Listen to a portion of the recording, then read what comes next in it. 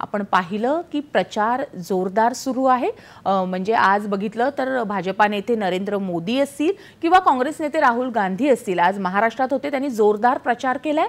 Shailendra sir, आपण पाहिलं असेल, आज तुम्हीही सभा ऐकली असेल, मोदींची असू देत किंवा राहुल गांधींची असू देत, दोघंही आज विदर्भात होते। नरेंद्र मोदी यांनी नक्षलवादावर आज प्रहार केलाय चिमूरच्या सभेत। नक्षलवाद पुन्हा आणायचा नसेल तर काँग्रेसला पुन्हा संधी देऊ नका असं आवाहन त्यांनी केलंय। आणि एकजूट राखली नाही तर काँग्रेस आदिवासींचं आरक्षण काढून घेईल असं देखील ते म्हणालेत। हे सगळे प्रचाराचे मुद्दे कितपत अपील होतील असं वाटतंय, काय सांगाल?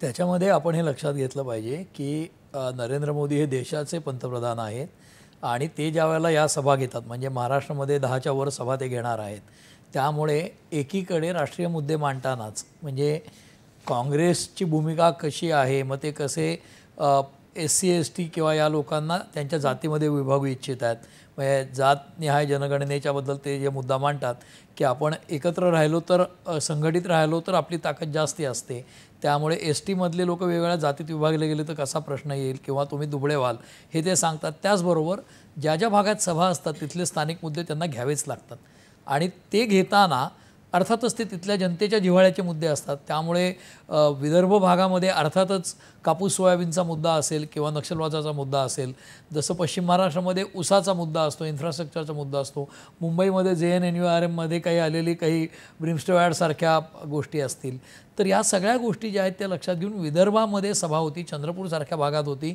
म्हणून त्यांनी नक्षलवादाचा मुद्दा तिथे मांडला आहे।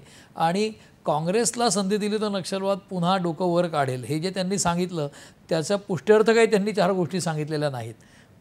म्हणजे थोडक्यामध्ये गृह खात्याची भूमिका आहे ती थोडीशी कणखर आहे आमची, अशा पद्धतीने त्यांनी ती मांडणी केली आहे। दुसरीकडे त्यांनी सोयाबीनचाही मुद्दा मांडला। बरोबर आहे, सोयाबीनचा मुद्दा पण आणि तर सोयाबीनचा जो मुद्दा आहे तोही असाच आहे की विदर्भामध्ये यंदा जवळपास 50 लाख हेक्टरपेक्षा जास्ती क्षेत्रावर सोयाबीनची लागवड आहे, परंतु सोयाबीनची उत्पादकता जी आहे म्हणजे जगभर जे उत्पादन झाले ते खूप जास्ती झाल्यामुळे त्याचे भाव घसरलेत।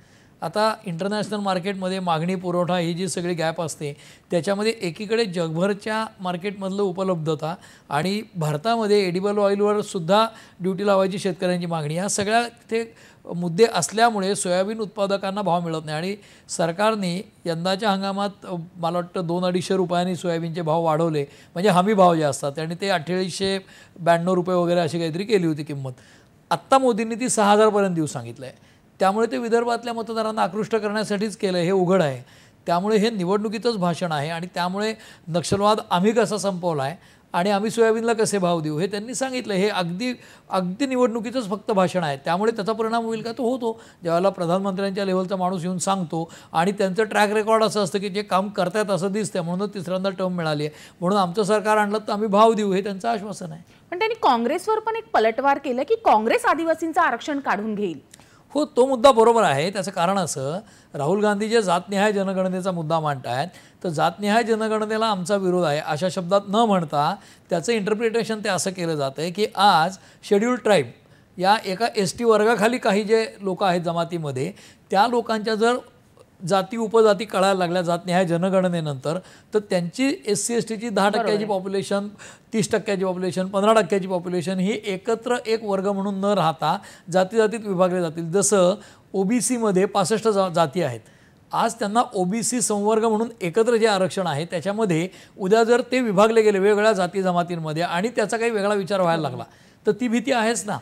तर ती भीती ते आत्ता दाखवू इच्छित आहेत आणि थोडक्यात काँग्रेस जो प्रचार करत आहे त्याला ते उत्तर देण्याचा प्रयत्न करत आहेत आणि त्यामुळे जातनिहाय जनगणनेचा थेट विरोध न करता त्याचे परिणाम काय होतील हे ते लोकांना सांगतायत की तुम्ही एक राहा तर सेफ राहाल। अर्थात ते प्राईम मिनिस्टर आहेत किंवा अमित शहा हे गृहमंत्री आहेत, देशाचे संविधानिक पदांवर आहेत, त्यामुळे केंद्रीय पातळीवरच्या पदांवर असल्यामुळे ते एक राहाल तर सेफ राहा अशी सौम्य घोषणा करतात। आणि योगी आदित्यनाथ त्यांना इथं काही गमावण्यासारखं नाही, ते काही राष्ट्रीय नेते नाहीत, ते उत्तर प्रदेशचे मुख्यमंत्री आहेत आणि उत्तर प्रदेशचं अख्खं राजकारण हे जातीपातीवर व्यवच्छेदक लक्षण असलेलं राजकारण आहे, त्यामुळे ते सरळ सरळ नारा हिंदू मुस्लिम केल्यासारखा देतात, बटेंगे तो कटेंगे।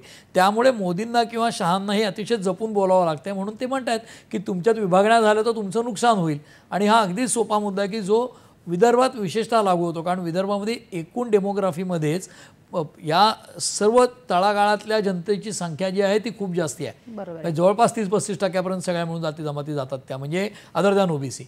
त्यामुळे त्यांचं प्रमाण खूप असल्यावर तिथे हा मुद्दा लागू होईल म्हणून ते हा व्हेहेमेंटली मांडतायत. बरोबर आहे.